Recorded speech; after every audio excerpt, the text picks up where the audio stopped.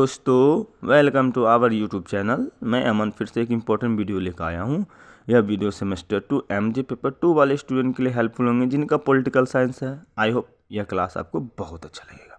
देख लो भाई, आज के इम्पोर्टेंट क्वेश्चन है, स्वतंत्रता की परिभाषा दे एवं इसके विभिन्न प्रकारों को वर्णन करें। तो क्या क्वेश्चन समझ में आया?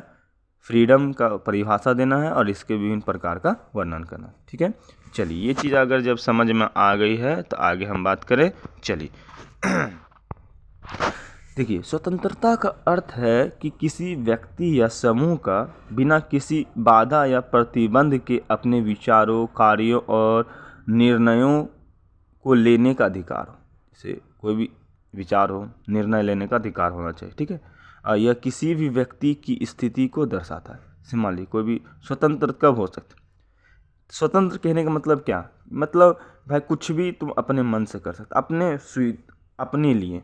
जैसे मान लो मैं अभी क्लास करने जाता हूँ दृष्टि में, क्या मैं स्वतंत्र हूँ? नहीं हूँ, क्योंकि मैं इधर पे घर वाले के डिपेंडेंट हूँ। जो भी कहेंगे घर वाले वही करना होता है, तो मैं स्वतंत्र नहीं हूँ। लेकिन अपना काम करने के लिए स्वतंत्र हूँ। मैं अपने मन से पढ़ता हूँ, खाता हूँ, ये मेरे लिए स्वतंत्र है। तो बात को समझिए, निर्णय लेने को ही अधिकार कहते हैं। ठीक है, यह किसी भी व्यक्ति की स्थिति को दर्शाता है। ठीक है, स्थिति का मतलब समझ में आ गया? देखिए, जिसमें वह अपनी इच्छा अनुसार सोचने, बोलने और कार्य करने के लिए स्वतंत्र होते हैं, बशर्ते वह दूसरे के अधिकार का हनन ना करे। मतलब दूसरे का अधिकार को हनन नहीं कर सकते। हनन कहने का मतलब नष्ट नहीं कर सकते। स्वतंत्र का आधार न्याय, समानता और सम्मान है।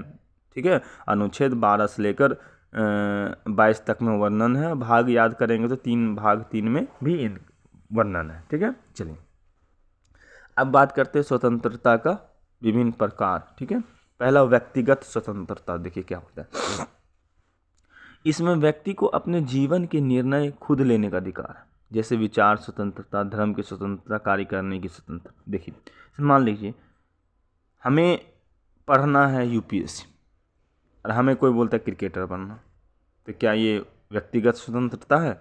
नहीं। लेकिन हमें यूपीएससी करना है, मैं यूपीएससी करने के लिए ही आया, ये क्या है? व्यक्तिगत स्वतंत्रता है भाई। मैं अपने कार्य को कुछ अपने तरीक़ा से कर सकता हूँ। धर्म की स्वतंत्रता, मैं हिंदू हूँ तो भाई हिंदू को ही मानूंगा, जरूरी थोड़ी है कि मैं मुस्लिम को मानना। अपना धर्म कोई भी मान सकता है। ठीक है, चलिए व्यक्तिगत स्वतंत्रता समझ में आ गए। अब बात करते हैं राजनीतिक स्वतंत्रता। देखिए, इसका अर्थ है किसी भी देश के नागरिकों को अपने राजनीतिक अधिकारों को उपयोग करना, चुनाव में भाग लेना, राजनीतिक दल बनाना, उसमें शामिल होना, सरकार की नीतियों को आलोचना करना। भाई अब हमें चुनाव लड़ना है, स्वतंत्र है भाई, तुम लड़ सकता है। 18 वर्ष की उम्र पार करो, आप लड़ो, योग्यता पूरा करो, भारतीय संविधान के अनुसार आप लड़ो।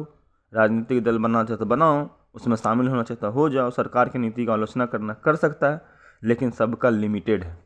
ठीक है, अभी इससे पहले अधिकार पड़े थे। ठीक है, ज़्यादा अधिकार भी नहीं दिया जाता है ना, तो ये सब चीज़ भी ये ध्यान में रखना है ना। चलिए आगे देखिए, सामाजिक स्वतंत्रता का बात करूँ तो यह स्वतंत्रता सामाजिक बंधनों, भेदभाव और असमानताओं से मुक्त होना दर्शाती है। जैसे जाति, धर्म, लिंग, वेग आधार होना, भेदभाव मुक्त। मतलब किसी को जाति के आधार पे, धर्म के आधार पे, लिंग के आधार पे, वर्ग के आधार पे भेदभाव नहीं कर सकते। ये सामाजिक स्वतंत्रता है। समाज में कोई भी रह सकता है ना। तो ये चीज़ आपको याद रखना सामाजिक स्वतंत्रता में। अब आर्थिक स्वतंत्रता मतलब, इसमें व्यक्ति को अपनी आर्थिक गतिविधियों को करने का अधिकार है। जैसे रोजगार चुनने की स्वतंत्रता है, व्यवसाय शुरू करने की स्वतंत्रता है, संपत्ति को रखने की स्वतंत्रता है। मतलब अपने तरफ से कुछ भी कर सकता है। ठीक है, रोजगार चुनने की स्वतंत्रता है, व्यवसाय शुरू करने की स्वतंत्रता है। ठीक है, ये सब चीज़ कार्य कर सकते हैं। आगे मैं बात करूँ विचार और अभिव्यक्ति की स्वतंत्रता। देखिए, व्यक्ति को अपने विचारों को व्यक्त करने और साझा करने का अधिकार होता है। ठीक है, मतलब कोई भी व्यक्ति है जो अपना विचार को व्यक्ति को साझा कर सकते हैं। यह लोकतंत्र का एक महत्वपूर्ण स्तंभ होता है ना। जैसे मान लो अपने मेरा विचार है कि जो भी मेरा विचार है मैं अपने आप को एक दूसरे से साझा कर सकता हूँ, इंटरनेट पर साझा कर सकता हूँ, कहीं भी साझा कर सकते हैं, या दूसरे को बता सकता हूँ ताकि वो दूसरे भी जागरूक हो। ये हमें स्वतंत्रता का अधिकार मिला। फिर धार्मिक स्वतंत्रता का बात करूँ, देखिए इसमें व्यक्ति को अपनी इच्छा के अनुसार किसी भी धर्म को मानने का, पालन करने का या ना करने की स्वतंत्रता। मैं हिंदू हूँ, मेरा मन है नहीं मानूँ, मैं मुस्लिम को मान सकता हूँ, मैं मुस्लिम हूँ मैं हिंदू मानने लगूँ। ये धर्म मानने की भाई स्वतंत्रता है, कोई भी धर्म मान सकता है, ठीक है। अब बात करते हैं संवैधानिक स्वतंत्रता। ये क्या है? मतलब यह वह स्वतंत्रता है जो किसी भी देश के संविधान को नागरिक को प्रदान किया जाता है। जैसे उदाहरण भारत के संविधान मौलिक अधिकार के रूप में स्वतंत्रता सुनिश्चित किया गया है ना। अब सब चीज़ का अधिकार है लेकिन अधिकार भी लिमिटेड है ना। ये सब चीज़ बात याद रखेंगे। अब निष्कर्ष में लिख सकते हैं कि स्वतंत्रता किसी भी समाज के विकास के लिए अनिवार्य है।